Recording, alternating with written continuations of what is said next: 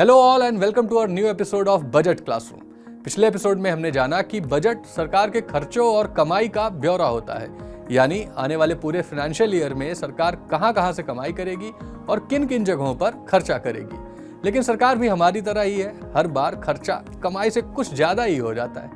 ऐसे में हमें इकोनॉमी का भारी भरकम टर्म सुनाई देता है, डरावना टर्म सुनाई देता है, फिस्कल डेफिसिट। आपके दिमाग में भी अक्सर ये बात आती होगी कि आखिर ये फिस्कल डेफिसिट होता क्या है। तो चलिए बजट क्लासरूम के इस नए एपिसोड में जानते हैं कि क्या होता है fiscal deficit. Hello all, my name is Satyam और आप देख रहे हैं मनी नाइन। एज यूजुअल आसान भाषा में फिस्कल डेफिसिट को हिंदी में कहते हैं राजकोषीय घाटा। नहीं, आपको राजकोषीय नहीं समझना है, बस आपको घाटा समझना है, यानी कि लॉस। एक उदाहरण से समझते हैं। मान लीजिए आपकी सालाना कमाई 100 रुपए है और साल का आपका खर्च है 110 रुपए, यानी आपकी कमाई से आपका 10 रुपए खर्च ज्यादा है, तो आपको आने वाले साल में 10 रुपए का घाटा होगा। इसे ही अगर हम परसेंट के रूप में देखें तो ये 10%, 10%, 10% के आसपास बैठेगा। आपका यही घाटा फिस्कल डेफिसिट कहलाता है। बस जैसा आपके साथ होता है वैसा ही सरकारों के साथ भी होता है। जब सरकार अपनी कमाई से ज्यादा खर्च कर देती है तो उसे घाटा होता है, जिसे फिस्कल डेफिसिट कहा जाता है। अब जानते हैं कि सरकार की कमाई होती कैसे है। आपको बता दें कि सरकार को मोटे तौर पर दो तरह से रेवेन्यू मिलता है, यानी दो तरीके से उनकी कमाई होती है। पहला है टैक्स रेवेन्यू और दूसरा है non tax revenue. Tax revenue को भी दो हिस्सों में बांटा जा सकता है, पहला डायरेक्ट टैक्सेस और दूसरा इनडायरेक्ट टैक्सेस। अब डायरेक्ट टैक्स जैसे आपको पता है इनकम टैक्स या कंपनी से जो कॉर्पोरेट टैक्स लिया जाता है, प्रॉपर्टी टैक्स, गिफ्ट टैक्स, ये सारी चीजें डायरेक्ट टैक्सेस में आते हैं। वहीं इनडायरेक्ट टैक्स में गुड्स एंड सर्विसेज यानी कि जीएसटी, जो हम अदर प्रोडक्ट्स पे लेते हैं, सामान खरीदते हैं तो जो टैक्स पे करते हैं वो इनडायरेक्ट टैक्स में आता है। इसके अलावा यूनियन एक्साइज ड्यूटी भी इसी में आती है। पेट्रोल, डीजल, शराब और कई दूसरे प्रोडक्ट्स पर जो टैक्स लगाए जाते हैं, जो कर लगाए जाते हैं, वो भी इनडायरेक्ट टैक्स में कस्टम ड्यूटी भी आती है। तो ये सारी चीजें इनडायरेक्ट टैक्स में आती है। वहीं डायरेक्ट टैक्स में इनकम टैक्स और कॉर्पोरेट टैक्स। इसके अलावा अब दूसरे देशों से भारत में जो आयात होती हैं चीजें, उन पर भी और भारत से बाहर भेजे जाने वाले सामानों पर भी टैक्स लगाया जाता है। तो ये जो पूरी चीजें हैं ये टैक्स की इनकम सरकार की हो गई। अब बात करते हैं नॉन टैक्स रेवेन्यू की। तो सरकार को ब्याज की भी कमाई होती है। सरकार लोगों को और कॉर्पोरेट्स को भी लोन देती है जिस पर इसे ब्याज मिलता है। इसके अलावा सरकार की जो पब्लिक सेक्टर की कंपनीज हैं, बहुत सारी कंपनीज हैं, उनके डिविडेंड और उनका प्रॉफिट भी सरकार के पास आता है। तो ये भी सरकार के नॉन टैक्स रेवेन्यू का एक हिस्सा है।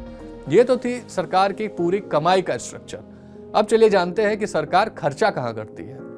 तो आपको बता दें कि सरकार के खर्च भी दो तरीके के होते हैं। पहला होता है रेवेन्यू एक्सपेंडिचर और दूसरा होता है कैपिटल एक्सपेंडिचर यानी कैपेक्स।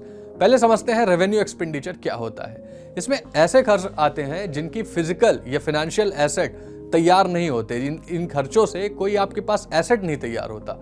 ये पैसे सरकार के कामकाज और एडमिनिस्ट्रेटिव खर्चों को पूरा करने में जाते हैं, जैसे कि सैलरीज हो गई, जो पंचायतें हो गई, उनके लिए जो खर्च होते हैं, यानी कि कामकाज को ऑर्गेनाइज तरीके से चलाने में जो खर्चा होता है उसको ये बोला जाता है कैपिटल। दूसरा खर्च है कैपिटल एक्सपेंडिचर।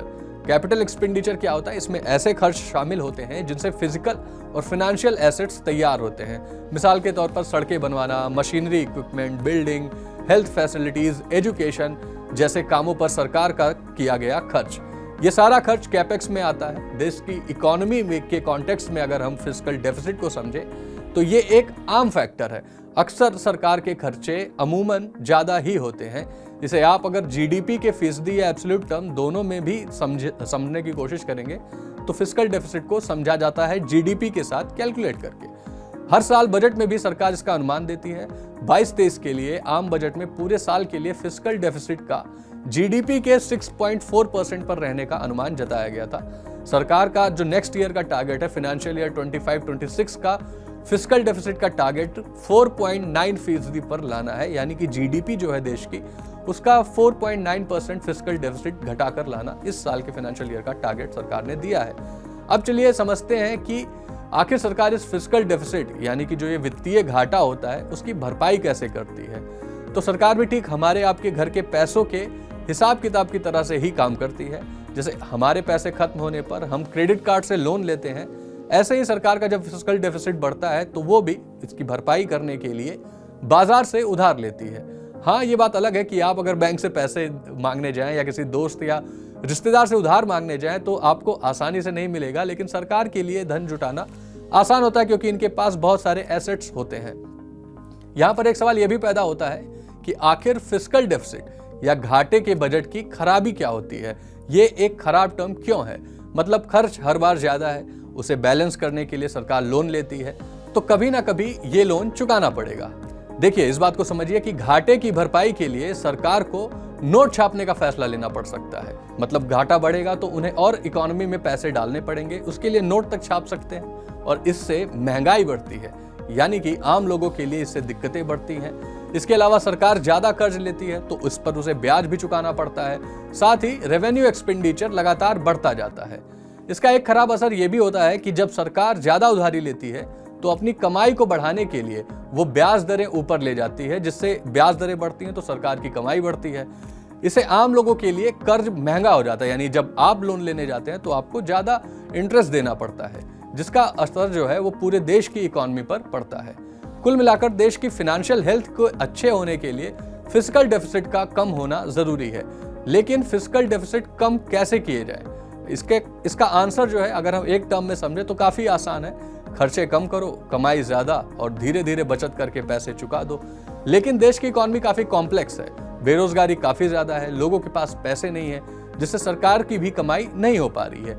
ऐसे में जरूरी है कि आर्थिक नीतियां ऐसी हों जिनसे ग्रोथ को बढ़ावा मिले, रोजगार पैदा हो, इससे सरकार की कमाई भी बढ़ेगी, रेवेन्यू एक्सपेंडिचर कम होगा और कैपिटल एक्सपेंडिचर यानी कैपेक्स अगर बढ़ता है तो इससे लंबे वक्त के लिए एसेट्स तैयार होंगे, मसलन की सड़कें बने, कंपनियां लगें, जिससे सरकार का रेवेन्यू बढ़े और इनसे आगे चलकर सरकार की कमाई भी बढ़े। तो हमने इस एपिसोड में जाना कि फिस्कल डेफिसिट क्या होता है। आप बजट से जुड़ा कौन सा टर्म या कौन सी थियरी समझना चाहते हैं हमें कमेंट में जरूर बताएं। फिर और ऐसे ही बजट क्लास के लिए अगले एपिसोड में आपसे हमारी फिर मुलाकात होगी। तब तक के लिए मुझे दीजिए इजाजत।